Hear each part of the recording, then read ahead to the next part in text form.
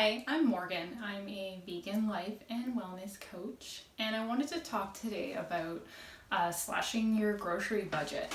So, I think there's like a big misconception that veganism is expensive, and it isn't. You just have to know what to buy and what not to buy. Every now and then you'll hear a horror story, somebody, single person, spent $600 on groceries. And, this is not typical. This is not representative of like the vegan community and what they spend on food. Normally, it's just someone that doesn't know. Maybe their cart is filled with a bunch of really unnecessary or extravagant meat replacements and alternatives, and it doesn't have to be like that. So for our family, we spend $150 a week on groceries, and that's in Canadian dollars. But that's not just food, right? Like that's toilet paper. In our case, it's diapers, baby food. It's our whole week's worth of supplies. So there's definitely a way to do it and keep it cheap.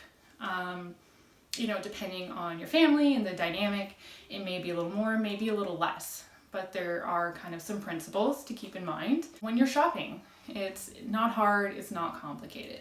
The first thing I would say is focus on whole foods. So whole foods are, think fruits, vegetables, grains, legumes, beans, nuts, seeds, things like that.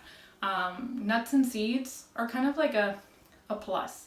You don't really need a lot in your diet. Like a sprinkle of flaxseed on your oatmeal is really all you need in a day, or a handful of nuts. A lot of people come and they think, okay, like nuts are healthy food, and they have handfuls or make all these specialty sauces with cashews and make cashew cheese, and like that's really fun, but you don't need to do that. That's not an essential part of a vegan diet. Another thing that can really reduce your budget is buying canned items, jarred, frozen vegetables, beans, things like that. Well, I will say fresh is better. When you compare the value of not eating vegetables versus eating a frozen veggie, eat the frozen. So don't come into this thinking that you have to have all fresh food. It's great to include as much as you can, but if food isn't in season and you're gonna pay, like $8 for a little thing of strawberries, don't buy that. Go and get a bag of frozen that you can throw in a smoothie or in your oatmeal, and that's gonna go way further in terms of your budget. And it's going to be, the difference in the value and the nutrition isn't big enough to justify that expense. And I think this also goes with organic. A lot of people come to a vegan diet and they think because they're eating fruits and vegetables and because they're looking at more of a natural way of eating, that means that they also have to have organic foods. And it isn't the case. Depending on where you are, there may be very little proven value in avoiding the small amounts of pesticides that may or may not be on our food. If eating organic is important to you, and that's something you currently do, then keep doing it. Another alternative is to look at the Dirty Dozen, and that's the fruits and vegetables that have the highest amount of pesticide detected. But the amount that is detected is still lower than, what the regulations and requirements. I'm not going to get into that list. You can look it up. It changes yearly.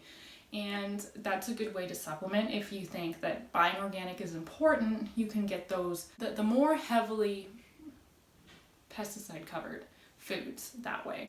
Another thing is to not be afraid of carbs. So they're often demonized, but I think it's best to take a look at the quality.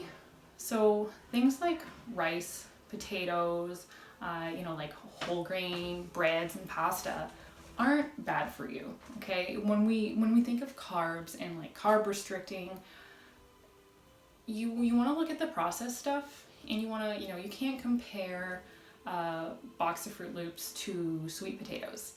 They're just different, and they're part of a healthy vegan diet. So don't be afraid and feel like you're gonna gain weight, or you're not. It's fine. Include some of those cheaper foods and look them up. I know when I first went vegan and I looked up the nutritional profile of like a white potato, I was surprised. There's vitamin C in a potato. There's lots of good things, but potatoes are always viewed as empty calories. But that's often because of what we do to them. We deep fry them, or, cover them in sour cream. And that's what makes them not good for us.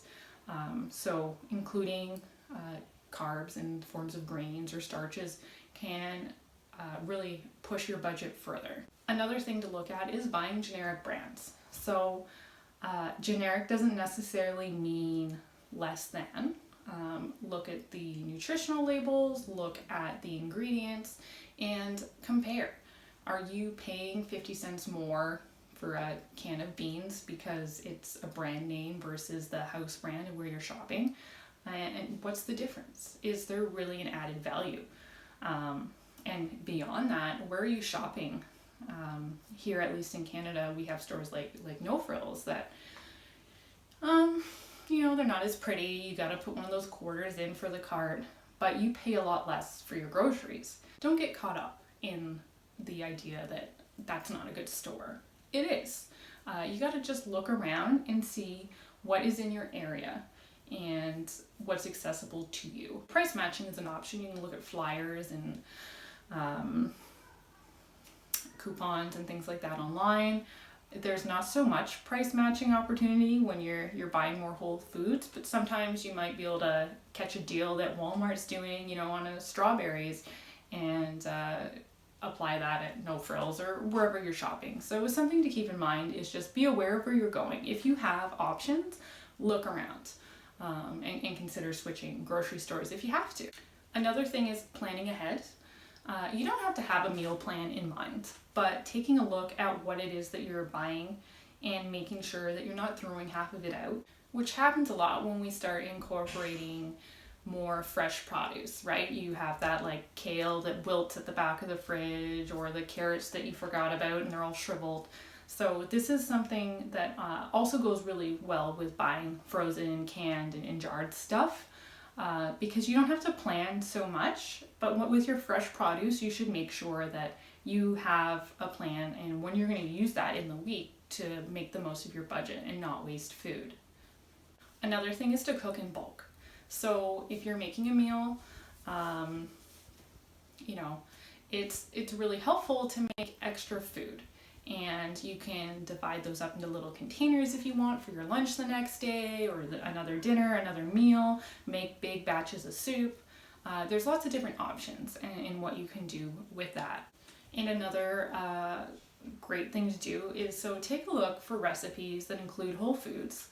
But recognize that you don't necessarily need to always include all the ingredients in a recipe. If there's some, vague, weird ingredient, you don't have it, improvise.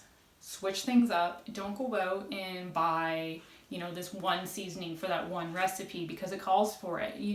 Salt and pepper, it works. It doesn't have to be complicated. It doesn't have to be extravagant. And, while these are all ideas for cutting your budget, that doesn't mean you shouldn't have fun. Once in a while, grab a tub of ice cream or a, Beyond Burger pack. But try and be aware of how much that adds to your budget and watch for sales. Save it for special occasions. If you're looking for guidance on, what to buy, you just don't know where to begin, I do have a downloadable freebie, and I'll leave the link for that below. And that includes like a grocery list and kind of some basics of plant-based eating, as well as a goal-setting worksheet. And I find that setting your goals is really helpful for staying committed and overcoming any barriers you might find. As well, I'm going to include some links to some relevant blog posts if you're looking to reduce your budget and see what my grocery list looks like. I've included that as well.